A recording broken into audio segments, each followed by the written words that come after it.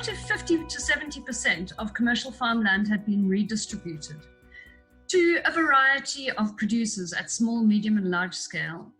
If we had a thriving system of diverse forms of production where people had secure tenure, access into local markets, where value chains were often short and directly connected consumers and producers? What if forms of women's production were prioritized and privileged?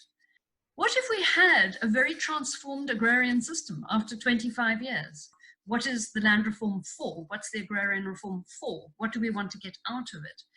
In a matter of weeks, COVID made it clear that the entire global social and economic system is very fragile and unsustainable. So we Africans need not continue to just copy and paste global systems. We have to be more self-reliant.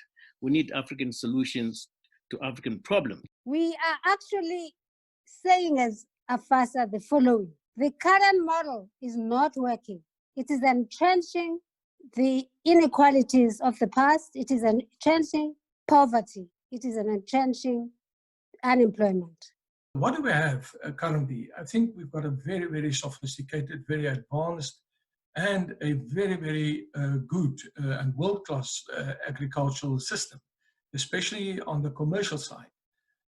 This system has enabled South Africa to be food secure in many respects, and we achieved quite a lot in terms of providing quality food to our people.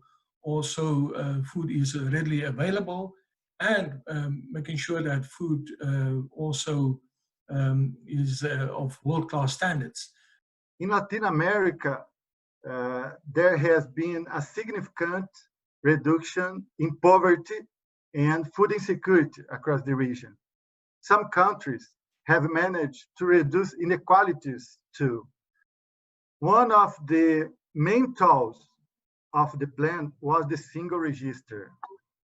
More than 20 programs are accessed through the single register.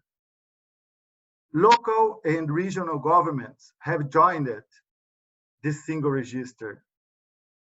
It's not only a single register, it's a data and information system. This instrument brought efficiency and effectiveness.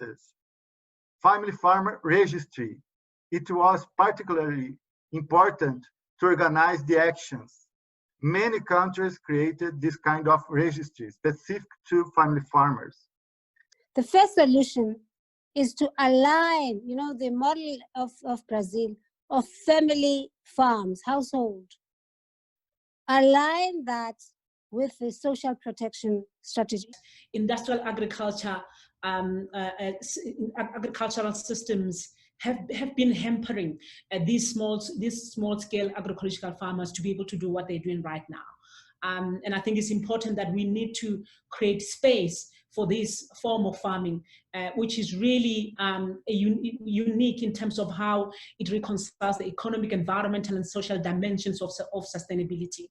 It builds resilience by combining, different kinds of herbs and produce and animals, and really working on a nice synergy, and as a result also regenerating the soil and fertilizing the crops. Also the local markets and short supply chains, we found that they are often very key in enhancing access to fresh produce and fresh fruit, even access to greater value that is going to the farmers themselves, and also start to reduce the vulnerability that have been created by COVID-19, but just also the situation that has been existing in the country in terms of lack of access to farms or even farming.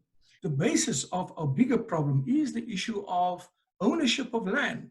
We need to address the ownership of land. Instead of reducing ownership, of taking it away, we need to expand it and making sure that all of our Black farmers and our Black population at large have tenure security. And the land is there. We just have to make sure that we address those fundamentals at the end of the day. The narrative that we are food secure is actually a narrative in a dualistic society that only serves those who are established.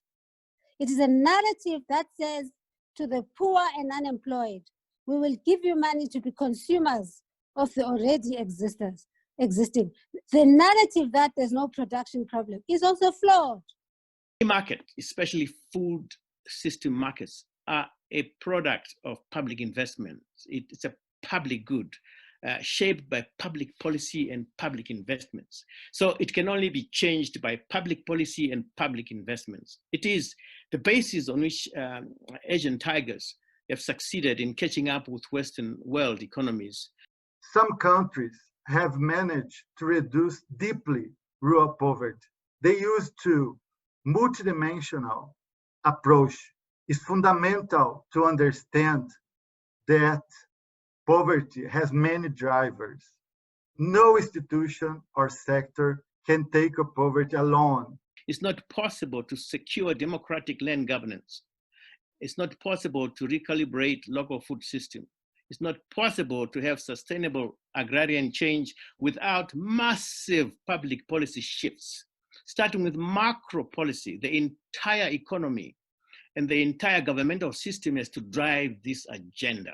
If we do not take care of our current crop of commercial farmers, I don't think we will ever be able to assist our new generation of especially Black farmers that want to play in the space. I think as COVID-19 crisis unfolds, the challenge is to turn these existing seeds of change that have been sprouting during COVID-19 into foundations of a new food system. And to call out the short-sightedness of business as usual solutions that seek to use the crisis to advance their own interest. For us to realize that the vulnerabilities of our food systems are actually, are actually not just single. They are multiple levels that we need to be able to start looking at unraveling. Let's learn from this, and I would imagine that in future events of this multi-stakeholder platform, it'll be important to bring back some of the lessons. What are the barriers, and what are the successes?